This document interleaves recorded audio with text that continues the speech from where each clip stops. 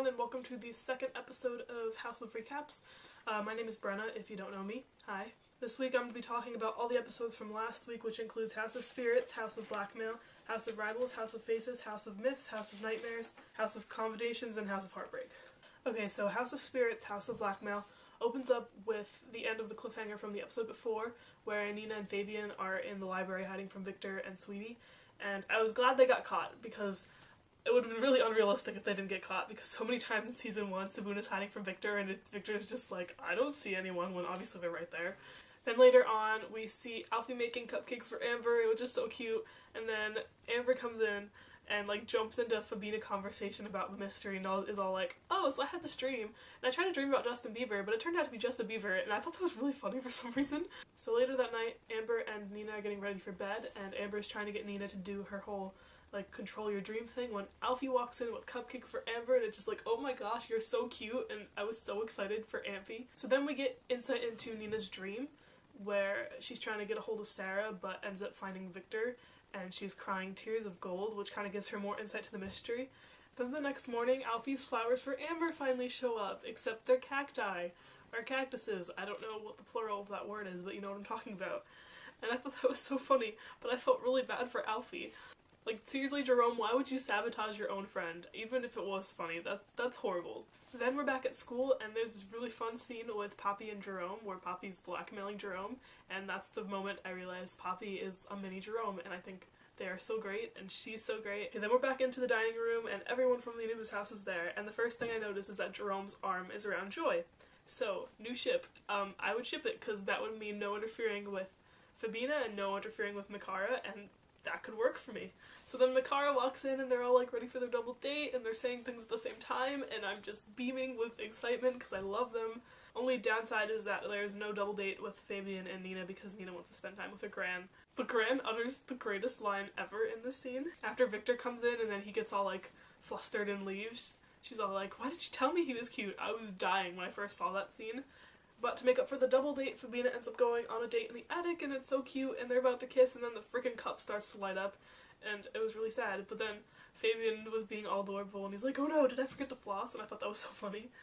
Then Amber intrudes their attic date, and it all goes downhill from there, and with the cup and stuff, and Nina just cancels the date, and I felt really bad for Fabian, because you could tell he really wanted to spend some time with her. Then suddenly, after Nina hits the button on the cup, creepy ghost lady appears, and I want to know how long she's been in that cup. Like, was she there all of season 1 and we just didn't know it? Then it's morning again, and Nina's in the bathroom, and creepy ghost lady shows up again, and it's really creepy. But also, Alfie's in front of the door making noises or whatever, and he has a skeleton, and I'm sitting there like, Alfie, what are you doing? That's not going to impress Amber, that's going to scare her probably worse than it scared Nina. So then we get another scene with Jerome and Poppy when Jerome finally stops letting Poppy run all over him, and I'm like, thank you, Jerome, you are a 16-year-old man. Do not let a 13-year-old run your life. So I was really happy about that. But then Poppy proves she can run Jerome's life by spreading all of his baby pictures all over the place, and I thought he was so cute when he was little. I loved seeing those pictures. Then I love the scene when Mick and Mara walk in while Jerome's trying to like hastily get all the pictures. One thing that did kind of make me sad though, but it's good for anyone who ships Jara, was that Jerome made up a story about the picture he was holding in his hand was his girlfriend, and Mara sounded so sad when she found out that Jerome had a girlfriend, and I was like, this is not good, you like Mick, not Jerome, and it sounded like a hint of jealousy in her voice, even though I don't know if it was supposed to be, but that was my first thought. Later on, Poppy strikes again and puts the huge picture of Jerome in the hallway. What I thought was really funny is that when he's trying to like explain himself and not be embarrassed to everyone who's staring and looking at the picture, he goes to Nina and he's like, I promise it's a British thing, and I was like, why are you trying to impress Nina? But what I really liked about that scene was how Jerome stuck up for Poppy when Poppy would have gotten in trouble for the pictures. I really love their relationship, and I love how even though she can walk all over him, he still like sticks up for him and protects her, and I think that's so cute, and that's like a side of Jerome we don't get to see. Okay, so then all of them are in the drama room and that Gustav thing happens, and I thought that was so funny. And then Alfie finally reverses his bad luck with the cupcakes that gave Amber an allergic reaction, which I forgot to mention at the beginning of this, sorry, and the cactus plant. He gets the dollhouse and gives it to Amber, and I thought that was so cute. And then Amber accepts him, and then he passes the first test, and it's so cute, and I'm so happy, except for the fact that the dollhouse seems to be cursed. Then Nina goes back up to the attic to check on the cup, and Ghost Lady appears again and talks to her. Oh yeah, by the way, I know the ghost has a name, I just don't know how to pronounce it, so I've just been calling her Creepy Ghost Lady. Sorry. And with that scene, that episode ends. Okay, the episode after that is House of Rivals, House of Faces. The episode opens up with everyone waking up again, and Amber has to explain her dream, and I'm dying. What does this girl do that makes her dreams so, like, bizarre? Then Mara overhears Mick on the phone, but I love how Mick addressed her, like, when he was talking to his dad. He's all like, "Sorry, gorgeous, I'm just in the middle of something." And I'm like, oh, my shipper heart. Then Fabian gets all flustered because Joy wants to walk with him to class, and then Nina wants to walk with him to class, and Gran's all like, "Fabian needs to be assertive." Then of course there's awkwardness when Nina and Fabian are about to walk and Joy shows up. Then Nina's all like, "All three of us, finally," and she makes her jealous face, which you see a lot in this episode, and I think it's really funny, even though it's not supposed to be funny. Then we get the really sad news that we've all been waiting for, well, not really waiting for, but anticipating, and that's that Mick is moving to Australia, or at least he's been offered to move to Australia. And that was really saddening, except for the fact that he's like, "Oh no, I'm staying here," and I'm like, "Yes, thank you." Then there's a scene with Joy and Patricia where Joy's all like, "Oh, I like Fabian more now than ever." I really love the friendship that Patricia and Joy are having, and I'm also starting to relate to Joy at this point because I know how it feels to like someone who's dating someone else, and it's really sad. I just think she's taking the wrong route. You don't try to break them up, you just accept it and move on with life. Okay, then there's the Alfie photo shoot scene because he's trying to get the magazine cover for Amber. That is so good, that scene. Then we go to a scene in the biology classroom where Mr. Sweet finally formally informs the kids that there is an exhibition going on and they need to get the bid and they need a meeting, blah blah blah. And Joy and Fabian and Mara all volunteer, and then when Nina realizes that Joy and Fabian are going to be working together, she tries to raise her hand and join too, but they won't let her. Of course, Nina manages to get herself into the group anyway because she knows how to talk her way into Mr. Sweet, and Mr. Sweet seems really annoyed by her. Then the exhibition group all meets in the old library, and Victor makes it clear that he does not want Nina to be involved in this at all. I like how they're making her still like a threat to Victor, or at least Victor thinks she's a threat. Then it's the next morning and everyone's in the kitchen and Mick and Mara have this cute scene, but I noticed it's kind of awkward because Mick's about to leave to go visit his parents and talk about the whole Australian thing, and I don't know, the scene just seemed really awkward to me. I think it was supposed to be awkward between them because it's like lingering on their minds that, oh no, we might have to be splitting apart. Then there's a scene between Jerome and Poppy where Poppy shows up in Jerome's room. There's something with a letter, and they start to foreshadow more about family issues because it has to do with her dad and his dad. There's another Jerome and Poppy scene where Jerome makes Poppy delete all the pictures off her phone. I felt really bad for Poppy because she seemed so innocent, and I don't know if it was her really being innocent or if she was just trying to find a way to get the pictures to stay on her phone, but she was all just like, "I have them because they remind me of when they were taken. I just feel so bad." Of course, Jerome lets her keep them, so I was like, yay, Jerome, you care, you're a good person, look at that. He still won't let Poppy read the letter, though, until Mara comes in, and Mara tells Jerome that she needs to be nicer to his sister, and Jerome obviously can't say no to Mara. I love how much Mara can control Jerome, but it also foreshadows Jara, so it makes me a little nervous, but it does show that I think they're going to be a really cute couple because no one else could persuade Jerome to do that, except for Mara. I don't hate Jara, I really don't. Like, there's moments like that where I'm just like, okay, they're gonna be cute when it happens, but I still like Makara a lot too. Then Poppy gets to read the letter, and she's all like, "He said he's sorry for being a hopeless dad," and I'm like, my heart, you're crushing my heart, I feel so bad for them. Then we go to Alfie, who finally gets on a magazine cover, even if it is his foot. I was dying. So good, but I'm so glad Amber was like, fine, whatever, that counts. Then there's that whole scene with Fabian and Nina where Nina's trying to solve the mystery and Fabian's just like, "No, let me read you this poem," and I'm like, Fabian, I really felt that Fabian was the one that messed up that scene, not Nina, because Nina was just trying to be normal, and the fact that Fabian was trying to change himself to impress Nina is what bugged me. And then there's the cliffhanger for this episode where the stupid ghost lady shows up again, and I was really sure that was Fabian, except it wasn't. Okay, so next episode, House of Myths, House of Nightmares. It starts with them waking up again. Is every episode seriously going to start with them waking up? When Nina does wake up, though, we find out something really important, that she's been tattooed by the ghost lady, and it's probably a curse. And then Victor starts to get pulled more into the mystery, too, when he sees it, and you kind of get the sense that he does know something about it, even though he doesn't really give Nina and Fabian that much information. Then we get more insight into the whole Mick moving to Australia situation, and his dad's all like, "Look, I'll get you into a super awesome sports school," and I'm like, no, don't leave. It does make sense for him to go, though. It's the best decision for him. And I like that Mara knows that and is willing to let him go. Then Nina and Fabian go off to Uncle Ade's shop, and Uncle Ade is not there. It's some guy named Jasper, and my first thought is, no, Uncle Ade can't be gone. What happens to Uncle Ade and Trudy? Because I shipped them so hard. Maybe not, but they were cute. But they do show Jasper the Mark of Anubis, and he seems to think that it's cursed. Then there's this really cute scene between Mara and Patricia where Mara's kind of like contemplating, like, I don't know what to do about Mick, and she's all like, if you love someone, you have to set them free. And I'm like, thank you for understanding it.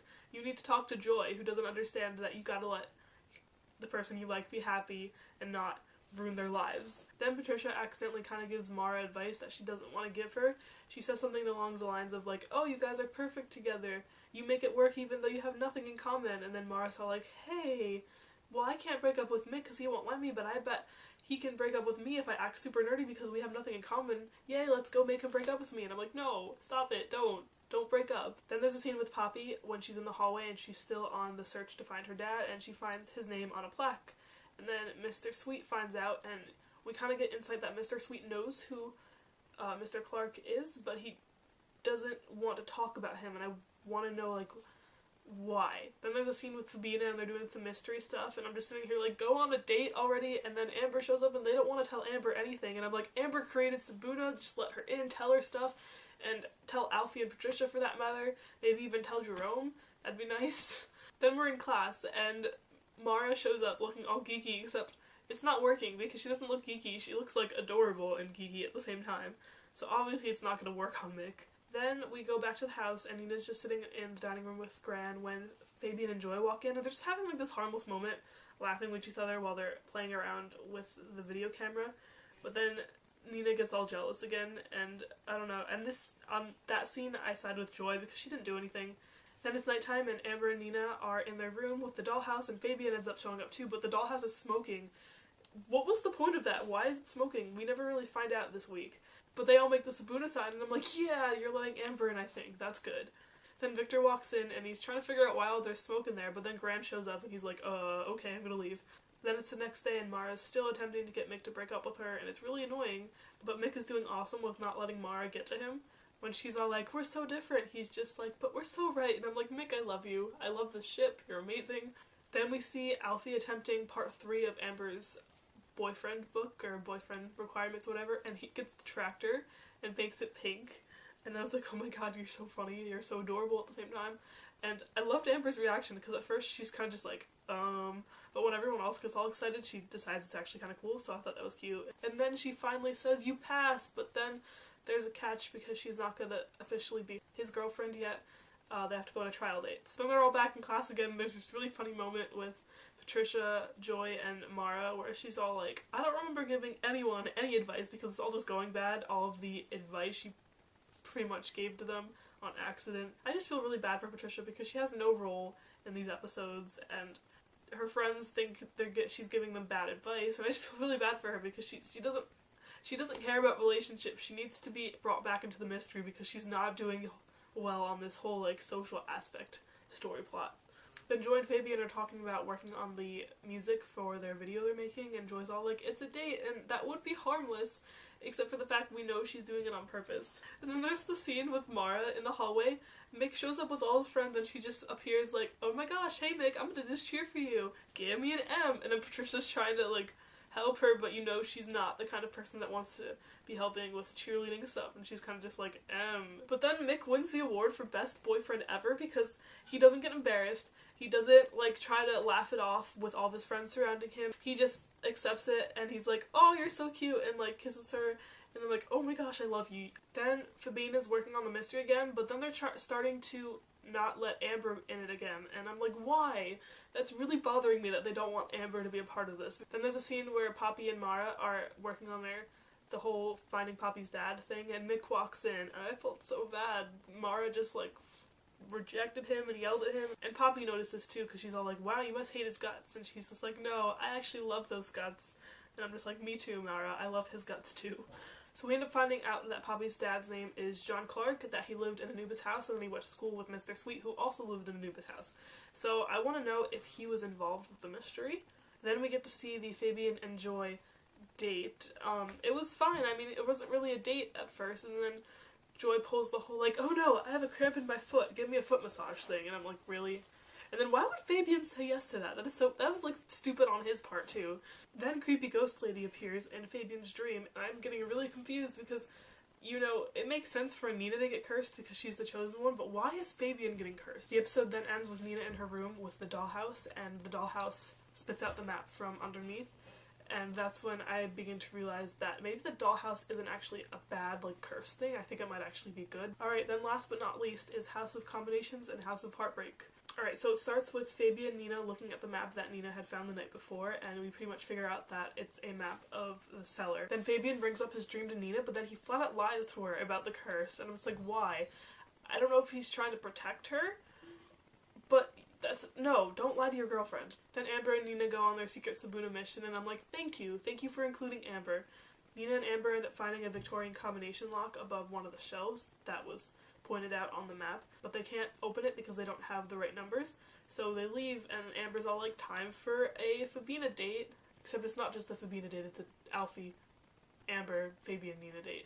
So then they kind of go off, boys setting up the picnic and girls getting ready, and Alfie and Amber both give Nina and Fabian the thoughts that boys and girls can't be friends and boyfriend and girlfriend, and that just really bothered me because I do think that the person you're ultimately going to end up with is going to be your best friend. So then they're at the date, and it's starting out really cute until Alfie shows up with his tractor trying to bring pink to his outfit, and it ruins everything. Good job. Later on, Fabian and Nina are in the cellar trying to figure out what the code is and kind of just guessing random things to enter it, and that's when Nina brings up the whole friendship thing, and you can tell she's not trying to break up with him. I think she's trying to be like, oh, well, Amber says that best friends can't be boyfriend and girlfriend too, but I think we can. But Fabian, I think, interprets that as, oh no, she's gonna break up with me based on what Alfie said. So then he starts to break up with her, and she's kind of just like, what?